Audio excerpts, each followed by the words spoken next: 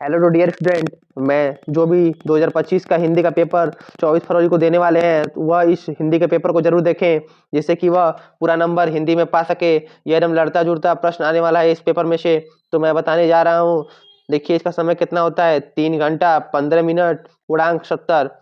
प्रारंभ के 15 मिनट परीक्षार्थी को प्रश्न पत्र पढ़ने के लिए निर्धारित है। देखिए मैं सिर्फ में क्वेश्चन बताऊंगा, इसका आंसर अगले वीडियो में आएगा। आप इस क्वेश्चन को पढ़िएगा और इसका उत्तर ढूंढ लीजिएगा, वरना मैं अगले वीडियो में जरूर बताऊंगा। तो निम्नलिखित कथनों में से कोई एक कथन का सही है उसे पहचान कर लिखिए। देखिए 4 कथन दिया हुआ है, आप इसे पढ़ लीजिएगा और इसमें कौन सा कथन सही है आप याद कर लीजिएगा। मैं नेक्स्ट पेज पे चलता हूँ। देखिए मैं नेक्स्ट पेज गया हूँ। दूसरा प्रश्न क्या है, निम्नलिखित कृतियों में से किसी एक कृति के रचनाकार का नाम लिखिए। पहला क्या है, रंस, मीमांसा, त्यागपत्र, कल्पता, क्या भूलूं, क्या याद करूं। आपको ये चारों ऑप्शन दिया है, इसमें जो जो ऑप्शन सही होगा आप टिक लगा दीजिएगा। उसके बाद दिया हुआ है जीवनी विधा में से किसकी एक रचना का नाम लिखें। देखिए जीवनी विधा में से किसी एक रचना का नाम लिखें। चौथा क्या है, परीक्षा गुरु किस विधा की रचना थी, पता ही होगा आपको, आप पढ़े ही होंगे। साहित्यिक लोचना के लेखक का नाम लिखिए, 1 नंबर का भी क्वेश्चन है, आप ये भी कर लीजिएगा। दूसरा देखिए क्या लिखा है, तारसपक के किसी एक कवि का नाम लिखिए। ख, द्विवेदी युग की किन्हीं 2 विशेषताओं का उल्लेख कीजिए।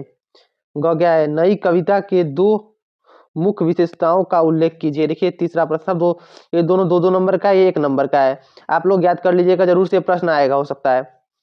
देखिए तीसरा क्या है, तीसरा निम्नांकित गद्यांशों में से किसी एक गद्यांश के नीचे दिए गए प्रश्नों का उत्तर दीजिए। देखिए कुसंग का ज्वर सबसे भयानक होता है, वह केवल नीति और सद्वृत्ति का ही नाश नहीं करता बल्कि बुद्धि का भी क्षय कर देता है। देखिए यह आपको लिखना रहेगा। देखिए क्या दिया है, उपयुक्त गद्यांश का संदर्भ लिखिए, इसका आपको संदर्भ लिखना होगा। गद्यांश के रेखांकित अंश की व्याख्या कीजिए। देखिए जो रेखांकित अंश किया गया है उसकी व्याख्या करना, जो जिन रेखा खींची गई है उसी का व्याख्या करना है। एक प्रश्न पूछता है इसमें, युवा पुरुष की बुरी तथा अच्छी संगति का क्या प्रभाव पड़ता है। आप लोग को इस क्वेश्चन को भी याद कर लेना है। और देखिए दूसरा क्या दिया हुआ है, दूसरा ख करके दिया हुआ है। आगे नेक्स्ट पेज पे चलते हैं। देखिए नेक्स्ट पेज पर भी दिया हुआ है, दोनों में से एक करना है, जो आप कर सके वो कर लीजिएगा। देखिए चौथा चौथा क्या दिया हुआ है, ये चौथा प्रश्न क्या दिया हुआ है, निम्नांकित पदांशों में से किसी एक पद्यांश के संदर्भ का सहित व्याख्या कीजिए। देखिए आप लोग को व्याख्या करना है। देखिए एक पद्यांश तो ये दिया हुआ है, जो देखिए पदांश दिया हुआ है, आप पदांश को एकदम बढ़िया से पढ़ लीजिए, जो आए तो आप लिख सकें। और देखिए दूसरा ये क्या है, देखिए ख करके दिया हुआ है, दोनों में से एक पद्यांश को करना है।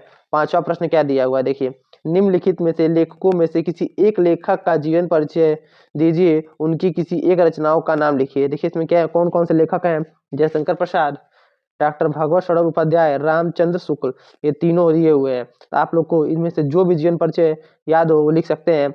मैं अपना तीनों का लिंक डाल दूंगा डिस्क्रिप्शन में, आप जाके देख सकते हैं तीनों जीवन परिचय के बारे में। ख देखिए क्या है, ख का निम्नलिखित कवियों में से किसी एक कवि का जीवन परिचय दीजिए तथा उनकी किसी एक रचना का नाम लिखिए। सूरदास, राम नरेश त्रिपाठी, माखनलाल चतुर्वेदी। देखिए मैं तीनों का डिस्क्रिप्शन में लिंक दे दूंगा, आप जाके इसे एक बार जरूर पढ़ लीजिएगा, जिससे आपको याद हो जाए। बहुत ही सरल भाषा में मैंने इसे बताया है। तो मैं डियर स्टूडेंट, मैं नेक्स्ट पेपर पे चलता हूँ। देखिए डियर स्टूडेंट, मैं नेक्स्ट पेज पे आ गया हूँ और देखिए इसमें छठा प्रश्न क्या है। देखिए छठवां प्रश्न क्या है, निम्नलिखित संस्कृत गद्यांश का संदर्भ सहित में अनुवाद कीजिए। देखिए संस्कृत में अनुवाद करना है, गद्यांश का संदर्भ सहित अनुवाद कीजिए। देखिए आपको इन दोनों में से एक करना होगा। देखिए एक दिया हुआ है, सर्वे भवन्तु सुखिनः, सर्वे सन्तु निरामया, सर्वे भद्राणि पश्यन्तु माँ कस्यतु भगवते।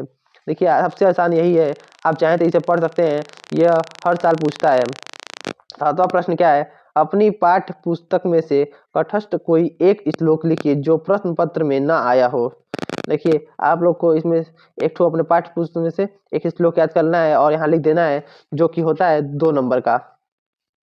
देखिए अब ख करके दिया हुआ है, निम्नलिखित प्रश्नों में से किन्हीं 2 प्रश्नों के उत्तर संस्कृत में लिखिए। देखिए इसमें से दो क्वेश्चन या चारों क्वेश्चन याद कर लेना है, 2 जरूर आएंगे इसमें से, आप तुरंत ही लिख सकते हैं। वाराणसी की प्रस्थिता, वीर केन पूज्यते, आप ये दोनों तो जरूर याद कर लीजिएगा, ये हमेशा पूछता है, हर साल पूछता है। देखिए आठवां प्रश्न क्या दिया हुआ है, हास आठवां प्रश्न में क्या दिया हुआ है, हास्य रस अथवा करुण रस का उदाहरण सहित परिभाषा दीजिए। देखिए हास्य रस अथवा करुण रस, आप लोग को दोनों रस में याद कर लेना है, एक जरूर आएगा। उपमा अलंकार अथवा रूपक अलंकार की साधारण परिभाषा दीजिए। उदाहरण देखिए उपमा अथवा रूपक अलंकार का भी परिभाषा आप लोग याद कर लीजिएगा। रोला छंद अथवा श्रोटा छंद की परिभाषा दीजिए और उसका एक उदाहरण दीजिए। रोला छंद, श्रोटा छंद आप लोग को दोनों याद कर लेना है, एक जरूर आएगा। 9वां प्रश्न क्या दिया हुआ है, निम्नलिखित उपसर्गों में से किन्हीं तीन के मेल से एक एक शब्द बनाएं। देखिए आप लोग को इस तीनों के मेल से एक शब्द बनाना है, आप बना लीजिएगा।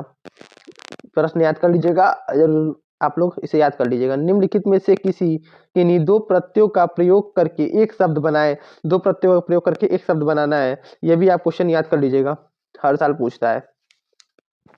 देखिए निम्नलिखित में से किन्हीं दो समास का विग्रह कीजिए।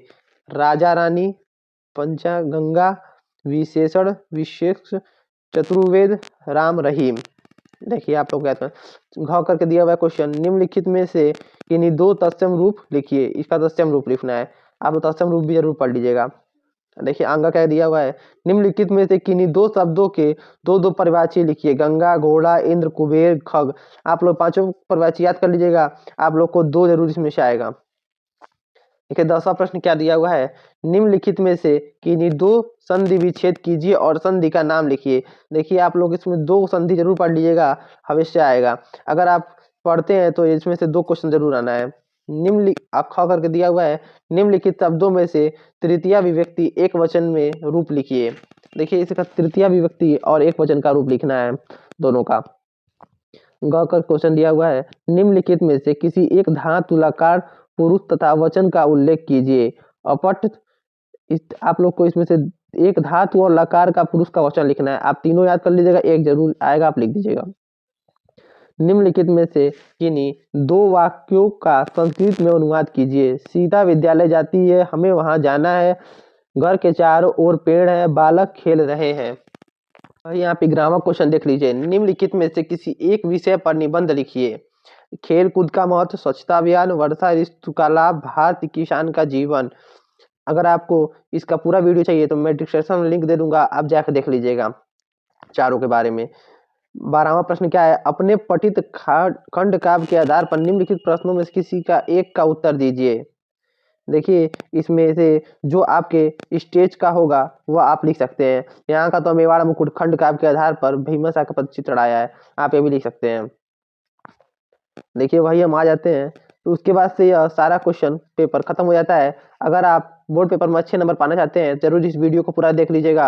अगर वीडियो अच्छी लगे तो चैनल को लाइक और सब्सक्राइब जरूर कर देंगे। अगर आपको किसी और विषय पर वीडियो चाहिए या बोर्ड पेपर पर तो मुझे कमेंट जरूर करें।